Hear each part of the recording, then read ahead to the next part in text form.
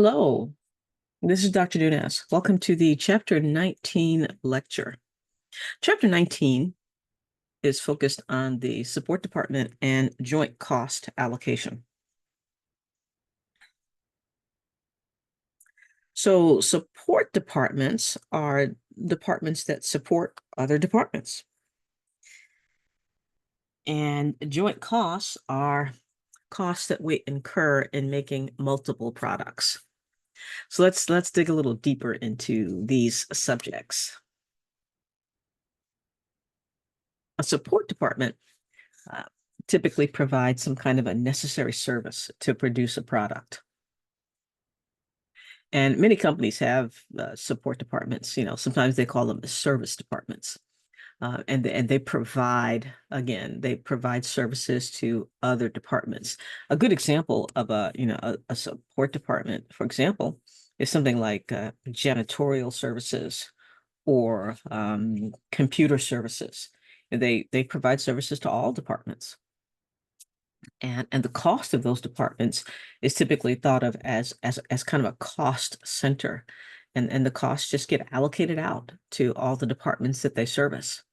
That's what we're looking at in this chapter, how to allocate those costs of a service department or a support department to the departments that they service. Because all those costs get accumulated, but eventually they have to be allocated out. And we call that the support department cost allocation. And in chapter 18, when we looked at activity-based costing, a lot of the costs that are included in factory overhead, they're support department costs that have just been allocated in. And so we need to we're looking at the other side now. We're looking at those costs that get allocated to production, or allocated to sales, or allocated to administration. They are service costs that they get allocated at some point in the process. And there are, several different approaches that we could take to allocating our product costs. And when we have overhead, we could use a single plant-wide rate, Chapter 16. We could use multiple production rates or activity-based costing, Chapter 18. But all of those methods are just allocating those costs that have been allocated many times from support departments. So in general, the overhead gets allocated using an appropriate method, and ultimately that overhead reaches the products, right? So now what we're really focused on is making sure that all of the costs eventually reach the product. All of those support department costs need to reach the appropriate product. And in order to do that, we've got to make sure that the overhead gets allocated appropriately, because we want our products to bear all of the costs, right? Not just some of the costs, but all of the costs. So when we use multiple rates, those multiple rates include the support department costs. So overhead, overhead is kind of a generic total for anything that we can't trace, right? And those overhead costs typically will include, some production department costs, but they, again, will also include some support department costs. And so all of those costs need to be allocated to production, right? It's not just all the costs that are directly incurred in production, but some indirect costs that get allocated from those service department costs ultimately need to be allocated to the products as well. And so again, our focus here is on making sure that we capture all of that activity, and all of those costs are allocated appropriately to our product. Now, there are several ways that we could do that, right? There are three common methods that are used to allocate support department costs. So the direct method, the sequential method, and the reciprocal services method. We're only going to look at one, and one is enough to give us a flavor or a sense for how those support department costs could be allocated, right? We don't necessarily need to look at all three of them, just one. The direct method is the only one we're going to look at, and it is the easiest, and it is the least accurate, but it at least will give us some idea of what we're trying to do. It is the least accurate because it doesn't necessarily recognize all of the relationships, right? Things that you can recognize in some of those other methods, like the sequential method and the reciprocal method. So The three methods basically use kind of a five-step process. That's why it doesn't matter which method we look at, because basically they're all kind of doing the same thing. It's just that, again, some of them are a little bit more precise than others. So in step one, we've got to trace and distribute those overhead costs to the support departments and the production departments. We need an appropriate cost driver, right? That's important. You can't allocate without a cost driver. And then we need to know what the usage is, right? How much of that cost driver is being used of the support departments, and then determine the appropriate proportion of the usage, and then allocate based on that proportion. So, it's an allocation process, like allocating the overhead. We're just allocating now something different, and it's called support department costs. And the method we're going to use is called the direct method. So the way the direct method works is, again, step one is we've got to make sure that all the costs are being captured appropriately in each department. So we've got support department costs here, we've got support department costs here, we've got some production department costs that are directly incurred in production, and production department costs that are directly incurred here. That are overhead costs. We can't trace them. We can't trace these, we can't trace these, we can't trace any of these costs to our product. We've got to allocate all of them. Right here, we're either going to use a single method, a multiple department method, or ABC. Right, this is what we did in chapter 16, chapter 18.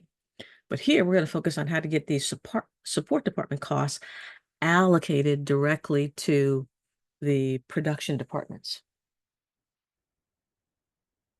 So the way the direct method works is it ignores the possibility that some departments may serve other support departments. So, for example, in this illustration here, we have two support departments, janitorial and cafeteria. And the cutting department and assembly department, these are what you call production departments, right? So you have these departments that are actually producing product. So this is a production departments, right? And we've got to make sure that all the costs are allocated from these support departments to the appropriate production department. So this is support, and that just means that they provide some services that are being used. And when we say they serve other departments, what that means is the janitorial department services cutting and assembly, but it also services the cafeteria department. So we have a support department servicing a support department and services production as well. Cafeteria department services cutting and assembly, but it also services janitorial. So we've got services going in both directions, right? That's what we mean when we say, a support department services another support department. But when we use the direct method, we ignore this. We don't recognize these kinds of relationships. All we do is allocate all the support department costs to production. That's all we're going to do. We're going to ignore the fact that janitorial services cafeteria, cafeterial services janitorial. We can't capture that with a direct method. We could in the sequential method or the reciprocal services method, but those methods are a little bit more advanced, a little bit more complex. We're going to focus on something that's simple and straightforward, the direct method, and we're just going to ignore these inter-support department relationships. So now, if that's the case, then we need an appropriate cost driver. We're going to allocate from janitorial and cafeteria to cutting and assembly. And the appropriate cost driver, janitorial is going to use square footage. Cafeteria is going to use number of employees. That's how we're going to allocate to cutting and to assembly, right? So in step 3, we determine the usage, right? How these departments use that cost driver. Cost driver is kind of like an activity base, kind of like an activity measure that we use in chapter 16 and chapter 18. So now in this direct method, we need some percentages, right? We need to know how much of the usage we should base the allocation on, and then actually do the allocation in step 5. So here, again, we've got janitorial and we've got cafeteria. So again, we're using the direct method, and what we're saying is the janitorial department costs $310,000. The cafeteria department costs $169,000. And we're going to use these two cost drivers. And we're going to allocate just to production. We're going to ignore any services that these two support departments provide each other and just allocate all these costs to cutting and assembly based on these two cost drivers. So ultimately, what we need to know is how much of the square footage cutting and assembly use. And that's right here. How many employees cutting and assembly have. And then we're going to base the allocation on those numbers. So when we look at square feet, cutting department uses 1,000 square feet, assembly uses 4,000. That's 5,000 in total, right? 1,000 plus 4 equals 5,000 in total. And we need proportions, right? So 1,000 divided by 5,000, that's what that is, right? Is 20%. The proportion is 20%. 4,000 divided by 5,000 is 80%. That's what that measures, right? So we take the 1,000 divided by 5,000 equals 20%. 4,000 divided by 5,000 is 80%. That's the proportion that we're going to use to allocate that cost of $310,000. We're going to do the same thing for number of employees. Cutting has 30 employees, assembly has 10 employees. 30 divided by 40 is 75%. 10 divided by 40 is 25%, right? Here's the calculation. 30 divided by 40, 10 divided by 40, 75%, 25%. We're just going to use those proportions to allocate our cost, to allocate the 310 and the 169. So the direct method now says that if we take the 20% and the 80% and we're allocating the 310,000 for, in this case, the janitorial department, right, has a cost of 310,000. We take the 20% and the 80% to allocate the janitorial cost based on square feet. Then we're going to take the 20% times the 310. We're going to allocate $62,000 to the cutting department from janitorial. The assembly department uses 80%. 80% times the 310,000, we're going to allocate 248,000. That's how we allocate that 310,000 based on the proportion of the usage of this measure, this cost driver, the square footage. We're going to do the same thing for the number of employees. Now we need to allocate $169,000 for the number of employees from cafeteria. So for the cafeteria, 75% of that 169,000, 75% times 169,000, we're going to allocate 126,750.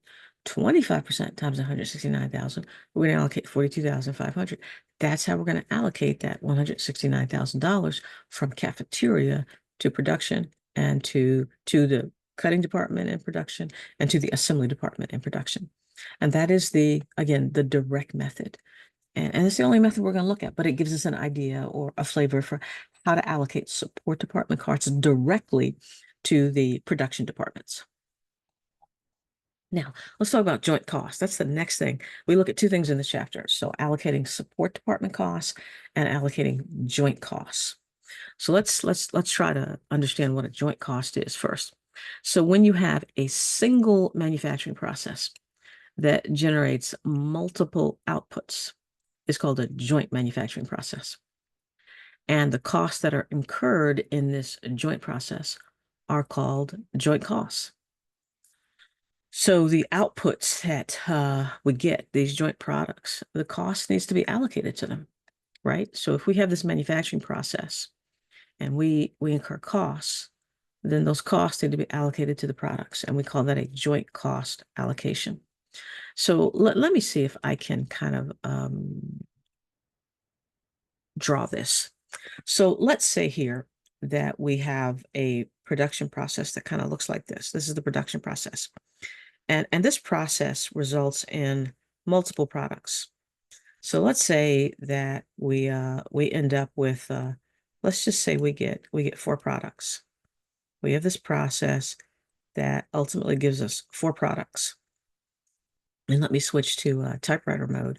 So this is the joint process, right? That's the manufacturing process. And we've got some joint costs. So the joint costs are, like $100,000.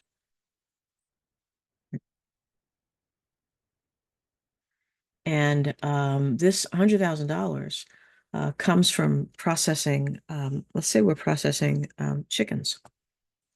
All right. So say it's a chicken processing facility, right? We got chickens. So this joint process, you put the chicken into the process, right?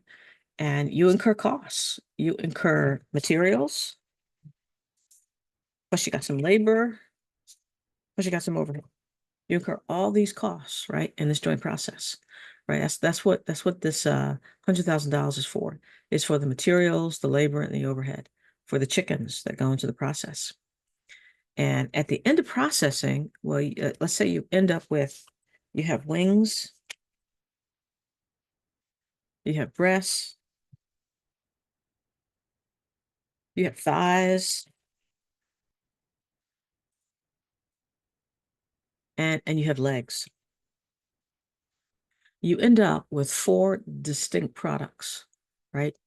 And that happens at what we call the split off point.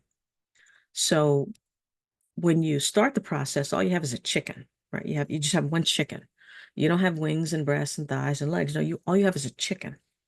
And then when you get to you get to this point, this is called a split off point,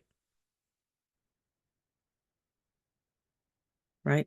The split off point is the point at which you have separable products. So when you get to this point in processing, right, you put the chicken into the process and you do whatever it is you need to do to a chicken, you cut it up, you separate the parts.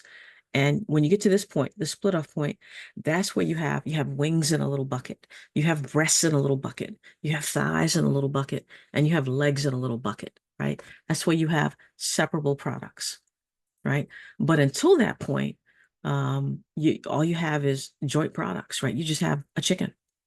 So the problem that we're faced with in this situation is you put a chicken in, or you put all these chickens into this process, and it costs you $100,000. And then when you get to the end of the process, and you have a bucket of wings and a bucket of breasts and a bucket of thighs and a bucket of legs, how do you allocate the $100,000 to those separable products? You need some way of doing it because you need to be able to measure the profitability of your products, right? How much are you making on wings? How much are you making on breasts? How much are you making on thighs? How much are you making on legs? Well, you got to consider the revenue and the cost. What's the cost? Well, it's somewhere in that, it's buried in that $100,000. We need to be able to take that $100,000 and allocate it out to wings, to breasts, to thighs, and to legs. And that's a joint cost allocation. So the joint cost is the materials, the labor, the overhead, and the joint cost allocation is the allocation of this joint cost, in this case of $100,000, to these four separable products. So there are four common methods that we use to allocate joint costs. There's the physical units method, the weighted average method, the market value at split off method, and the net realizable value method. So the methods kind of work the same way. They just determine the proportion that should be allocated a little bit differently. And I think we have exercises assigned in the homework that will allow us to look at the first three, the physical units, the weighted average, and the market value at split off. All we're doing is determining the appropriate proportion of the joint cost that should be allocated based on the physical units, or based on some weighted average, or based on the market value. That's all we're doing. So in this example that we have here, it's a pharmaceutical company. They make three beauty products. They make a cream, a shampoo, and a liquid hand soap. And they all come out of a joint process. And they use this mud from the Dead Sea in Israel, refine it, and they're able to generate three separable products at the end of the process. So what we need to be able to do is take the cost of that process, take the $233,840 that it costs to make these three products, the skin cream, the shampoo, and the soap, allocate the cost to those three products. And if we use the physical units method, then we need to know how many units we make of each one of these products. So during this joint process, we incur these costs, and we end up after the split off point with three separable products that have these physical units: 200 pounds of skin cream, 150 pounds of shampoo, 150 pounds of soap, 500 pounds altogether. And when we use the physical units method, well, we're just going to base the allocation on the physical units. right? We're going to take the proportion. 200 divided by 500, right, will give us 40%. 150 divided by 500 will give us 30%. 150 divided by 500 will give us 30%. So we're taking the percent at split off times the joint cost, right? I'm going to take that 233,840 times the proportion that the quantity is of the total. And we have a joint cost allocation. That's how we allocate the joint cost based on the physical units, right? That's the joint cost allocation. So it doesn't matter whether you have chickens or a pig or beauty products or whatever the joint product is, the concept is the same, right? You put something into the process, right? And before you get to the split off point, you don't have separable products. All you have is a process with some costs, materials, labor, overhead. And then when you get to the split off point, that's the point at which you have separable products, right? You can identify, in this case, skin cream and shampoo and soap. And then you use those proportions, right? The physical units to determine the percent of the joint costs that you allocate to the product. And we also, the second method that we have is the weighted average method. The weighted average method based the joint cost allocation on some weight factor, right? But again, it works the same way. We find some proportion and then we use that proportion to allocate. And in this case, the proportion is based on some weight that is multiplied by the physical units. So in this case, what we've determined is these again are the physical units of these three joint products. And we have some appropriate weight that we're using. And the weight that we're using here is the mixing time, the amount of time that it takes to mix the products. So what you can see here is that it takes 3 times as long to mix the shampoo than it does to mix the skin cream and the soap. These weights would have to be given, and they are in the problems that we have assigned for homework. All we're going to do is multiply the quantity times the weight factor, and that gives us kind of a weighted a number of pounds, right? 150 times 3 gives us a weighted 450 pounds. 150 times 1 gives us a weighted 150. Well, that's how we determine the allocation. So now it's 200 divided by 800 gives us our weight of 25%. 450 times 800 gives us our weight of 56.25. 150 divided by 800 gives us our weight of 1875. Then just multiply times the joint cost. That's our allocation. So the method is the same. It's just that instead of using the raw physical units, we're going to take those physical units and multiply by some weight, and then calculate the percent, multiply times the joint cost.